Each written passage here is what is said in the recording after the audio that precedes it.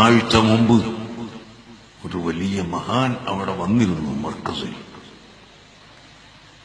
അദ്ദേഹം എന്നോട് നിർബന്ധിച്ച് എനിക്കതൊന്ന് കാണണമെന്ന് നിർബന്ധിച്ചപ്പോ ഞാൻ അതെടുത്ത് അഴിച്ചു നോക്കിയപ്പോൾ നമുക്ക് മർക്കസിൽ ആദ്യമായി ലഭിച്ച ആ ഷെയർ ഇങ്ങനെ വിരിഞ്ഞിട്ടുണ്ട്.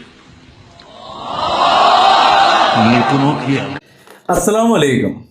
പ്രിയമുള്ളവരെ, ഈ ഒരു വിഷയം കുറച്ച് മുമ്പ് ഇപ്പോൾ 1/2 സെൻറ്റിമീറ്റർ നീണ്ടു എന്നുള്ള ആ ഒരു വിഷയം പല മാധ്യമങ്ങളും റിപ്പോർട്ട് ചെയ്യുകയും പല ആളുകളും അത് വീഡിയോ ആക്കുകയൊക്കെ ചെയ്തിരുന്നു. എന്നാൽ അതിനു മുൻപ് തന്നെ ഈ ഷെയർ മുബാറക്ക് വിരിഞ്ഞിട്ടുണ്ട് എന്ന് പറഞ്ഞപ്പോൾ തക്ബീർ തൊഴിലാളികളായ ഈ അന്ധവിശ്വാസികളായ ഈ കൗമ് അതിന് തക്ബീർ വിളിച്ചിട്ടുണ്ട് എന്നുള്ളതാണ് ഇവിടെ നമ്മളിപ്പോൾ കാണുന്നത്. കുറച്ച് മുമ്പുള്ള ഒരു വീഡിയോ ആണ്, പറഞ്ഞ കാര്യമാണ്. എന്താണ് ഇതിൻ്റെ ബാക്കി പറയുന്നതെന്ന് കേൾക്കാം. അത് കഴിഞ്ഞിട്ട് ഈ പറയുന്ന ആൾ എന്താണ് എന്നുള്ളൊരു യാഥാർത്ഥ്യം സമസ്തയുടെ ഒരു പ്രഗത്ഭനായ ഉസ്താദ് പറയുന്നത് നമുക്ക് കേൾക്കാം. നിങ്ങൾക്ക് നോക്കിയാൽ ബഹുമാനപ്പെട്ട ഇമാം സുയൂത്തി റഹ്മത്തുള്ളാഹി അലൈഹി പറഞ്ഞിട്ടുണ്ട്, ഇബ്നു ഹജർ ഹൈതമി തങ്ങൾ പറഞ്ഞിട്ടുണ്ട്, പല ഉലമാക്കളും വ്യക്തമാക്കിയിട്ടുണ്ട്. ശരീരത്തിൽ നിന്ന് രോമമോ മറ്റ് ഒരു അവയവമോ തിരിഞ്ഞു പോയാൽ അപ്പോൾ അത് മരിച്ചു പോകും. അപ്പോൾ ഇവിടെ ഹൈത്തമി പറഞ്ഞിട്ടുണ്ട്, അത് അല്ലെങ്കിൽ സുയൂത്തി പറഞ്ഞിട്ടുണ്ട് എന്നൊക്കെ പറയുമ്പോൾ ആളുകൾ ഈ കൗമ ഇങ്ങനെ കരുതുക എന്താണെന്നറിയോ, ഇവരൊക്കെ ഇത് ശരിയാണെന്ന് പറഞ്ഞിട്ടുണ്ട് എന്നാവും. എന്നാൽ പിന്നീട് പറഞ്ഞത് എന്താണ്, ഒരു രോമമോ എന്തെങ്കിലും അവയവമോ പിരിഞ്ഞു പോയാൽ പിന്നെ അത് മരിച്ചു എന്നാണ് പറയുന്നത് എന്നുള്ളതാ.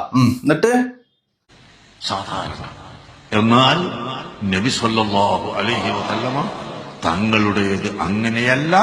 അവിടുത്തെ ശരീരത്തിൽ നിന്ന് വിരിഞ്ഞ രോമത്തിനും ഹയാത്ത് അവിടെ ബാക്കിയുണ്ട് എന്ന് മഹാന്മാരായ പണ്ഡിതന്മാർ രേഖപ്പെടുത്തിയിട്ടുണ്ട്.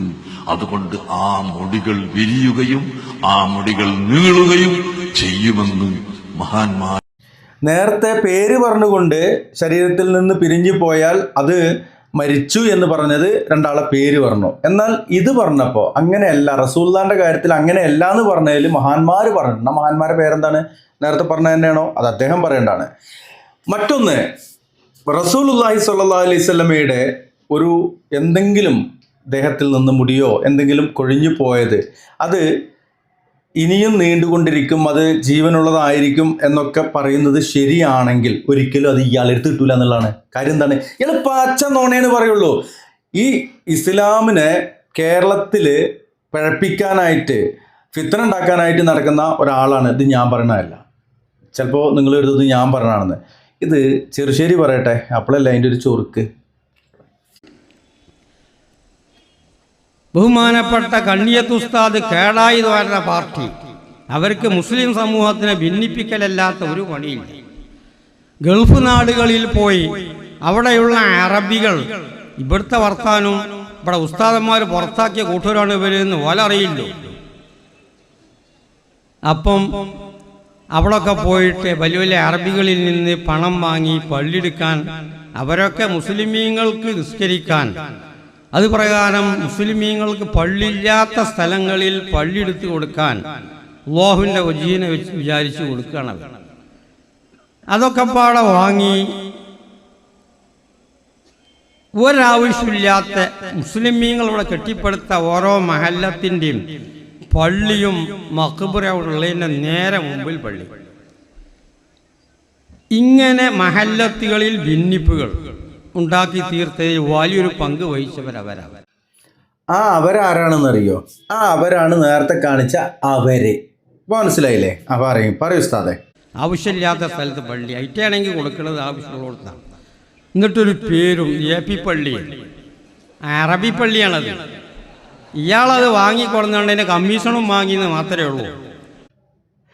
അറബികൾ പള്ളി കയറ്റാൻ വേണ്ടി പൈസ കൊടുക്കും, അതിൻ്റെ കമ്മീഷൻ എടുത്തിട്ട് മൂപ്പര് പോക്കറ്റിലിട്ട് നിന്നിട്ട് അവിടെ ഒരു പള്ളി കയറ്റും. അത് AP പള്ളിയല്ല, അറബി പള്ളി എന്നാ.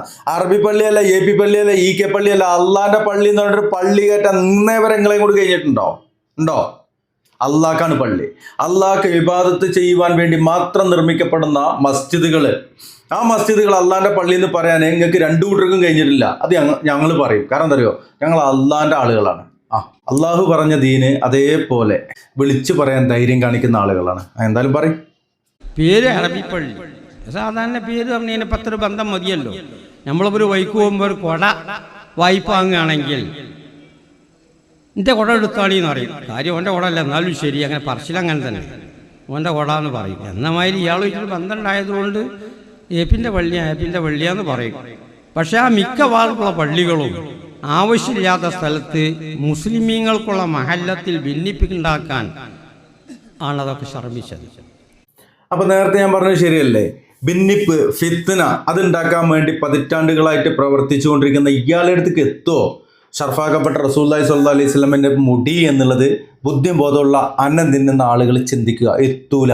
കാര്യം എന്തെന്നറിയോ? പച്ച നോണിയും പറഞ്ഞുകൊണ്ട് പിഴപ്പിച്ചുകൊണ്ട് ഫിത്ന ഉണ്ടാക്കിക്കൊണ്ട് ഈ ഉമ്മത്തില് പലതരത്തിലുള്ള ഭിന്നതകളും ഭിന്നാഭിപ്രായങ്ങളും അതുപോലെ പിഴച്ച വിശ്വാസങ്ങളും പിഴച്ച മറ്റു കാര്യങ്ങളുമായിട്ട് നടക്കുന്ന ആളാണ്. അല്ലല്ലാത്തവരെ വിളിച്ചു തേടാൻ വേണ്ടിയിട്ട് വസൽമിൻ അർസലിനെ ഓതിയിട്ട് ആളുകളെ വീണ്ടും അല്ലല്ലാത്തവരെ വിളിച്ചു തേടുന്ന ഷിർക്കിൻ്റെ വഴിയിലേക്ക് ആക്കിയ ആളാണ് എന്നുള്ളതാണ് പറയാനുള്ളത്. കുറച്ചും കൂടി ഇദ്ദേഹം പറയുന്നുണ്ട്, കേൾക്കാം.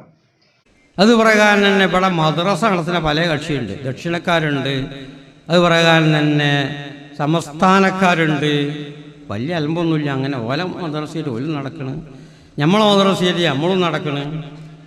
ഇവർ മദ്രസ പിടിച്ചാനായിട്ട് അങ്ങനെ കുഴപ്പം പിത്തനെയൊക്കെ ഉണ്ടാക്കിയിട്ട് ഓരിയൊക്കലും ഒരു സ്ഥാപനത്തിന് വഖഫ് ചെയ്യപ്പെട്ടതായിരിക്കുന്ന വസ്തു അല്ലെങ്കിൽ അതിൻ്റെ സ്ഥലം എങ്ങനെ ഓരിയൊക്കെ ശരിയാത്തിൽ. അപ്പോൾ ഇദ്ദേഹം പറഞ്ഞത്, ഇത് നേരത്തെ കാണിച്ച അദ്ദേഹം ഉണ്ടല്ലോ, അദ്ദേഹം ഫിത്നക്കാരനാണ് എന്നുള്ളത് ഇദ്ദേഹം സമർത്ഥിച്ചു കഴിഞ്ഞു, പറഞ്ഞു കഴിഞ്ഞു. ഇനി ഇദ്ദേഹത്തിൻ്റെ കാര്യത്തിൽ ഒരു എ പി പള്ളി എന്ന് പറയാൻ പാടില്ല എന്നുണ്ടെങ്കിൽ നിങ്ങൾക്ക് ഈക്ക പള്ളി എന്നും പറയാൻ പാടില്ല. ഒന്നുകിലോ നാട്ടുകാർ പിരിച്ചെടുത്തുണ്ടാക്കിയ പള്ളി അല്ലെങ്കിൽ അറബി കയറ്റി തന്ന പള്ളി, അത്രേ ഉള്ളൂ. അള്ളാന്റെ പള്ളി എന്ന് പറഞ്ഞ് പഠിക്കുകയും മൈലിയാക്കന്മാരെ എന്നാണ് ഈ അവസരത്തിൽ പറയാനുള്ളത്. ഇൻഷാ അല്ലാ ഇവിടെ പറഞ്ഞു വന്നത് അദ്ദേഹം ഒരു ഷെറാണ് എന്നുള്ള കാര്യത്തിൽ സംശയമല്ല. അങ്ങനെയുള്ളൊരു സാഹചര്യത്തിൽ അള്ളാഹുവിൻ്റെ ഹബീബ് സല്ലല്ലാഹു അലൈഹി വസല്ലമയുടെ ഷർഫാക്കപ്പെട്ട മുടി അവിടെ എത്തുമോ? ഇതിനിടക്ക് നേരത്തെ വിരിഞ്ഞതും നീണ്ടതുമാണ് പറഞ്ഞത്. ഇപ്രാവശ്യം നീണ്ടത് അത് നമ്മൾ കേട്ടതാണ്. ഒന്നുകൂടി കണ്ടോക്കാം. ഷെയർ മുബാറക്ക് നമ്മൾ കൊണ്ടുവന്ന് വെച്ചതിനേക്കാൾ 1/2 സെൻറ്റിമീറ്ററോളം വലുതായിട്ടുണ്ട്. അത് ആ ഷെയർ മുബാറക്കും അതിന് പുറമെ നബി സല്ലല്ലാഹു അലൈഹി വസല്ലം തങ്ങളുടെ ഉമിനീര് പുരട്ടിയ മദീനയിൽ നിന്നുള്ള വെള്ളവും അതുപോലെ റൗള ശരീഫിൽ നിന്ന് പഠിച്ചെടുക്കുന്ന പൊടികൾ അതും അതുപോലെ അവിടുത്തെ കൈ കൊണ്ട് കുത്തിയപ്പോൾ ജയറാനത്തിൽ നിന്ന് കൈയിൻ്റെ വിരല് ഭൂമിയിൽ കുത്തിയപ്പോൾ പൊങ്ങി വന്ന വെള്ളത്തിൽ നിന്ന് അല്പം വെള്ളവും എല്ലാം ചേർത്തുകൊണ്ടുള്ള വെള്ളമാണ് ഇവിടെ നിങ്ങൾക്ക് തരുന്നത്. അത് നിങ്ങൾ കൊണ്ടുപോയി നഷ്ടപ്പെടുത്തരുത്, വൃത്തിയില്ലാത്ത സ്ഥലത്തൊന്നും ഒഴിക്കരുത്. വളരെ ബഹുമാനത്തോടു കൂടി അതിനെ സൂക്ഷിക്കണം എന്ന് പ്രത്യേകമായി ഓർമ്മപ്പെടുത്തുന്നു. ഇതുപോലെ മുടി ഇങ്ങനെ നീളുകയാണ്, മുടി ഇങ്ങനെ വിരിയാണ്. വന്നാരക്കാക്ക ഇത്രയും നാളും പ്രായമായില്ലേ, അള്ളാഹുവിൻ്റെ അജലെത്തുമ്പോൾ പോണ്ടതല്ലേ? ഇനിയെങ്കിലും അതൊന്ന് മനസ്സിലാക്കിക്കൊണ്ട് തിരിച്ചറിഞ്ഞുകൊണ്ട് ആ ഒരു അർത്ഥത്തിൽ ജീവിച്ചൂടെ പൊന്നാര കാക്ക എന്നാണ് പറയുവാനുള്ളത്. ഇൻഷാ അല്ലാഹ് മനസ്സിലാക്കാൻ ഇതിൽ ധാരാളമുണ്ട് എന്ന ഓർമ്മപ്പെടുത്തലോടെ ഈ വീഡിയോ അതിൻ്റെ പേരുന്നു. അസ്സലാമു അലൈക്കും വറഹ്മത്തുള്ളാഹി.